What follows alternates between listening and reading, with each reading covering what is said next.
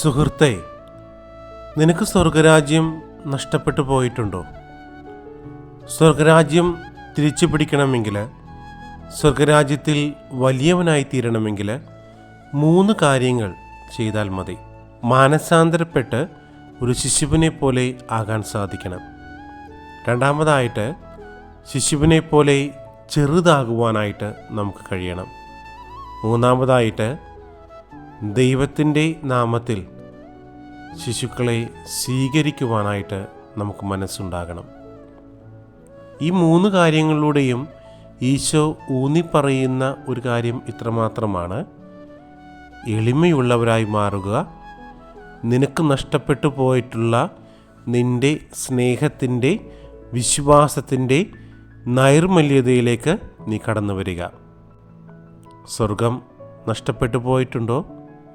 സ്വർഗത്തിലെ വലിയവനാകുവാൻ നീ ആഗ്രഹിക്കുന്നുണ്ടോ?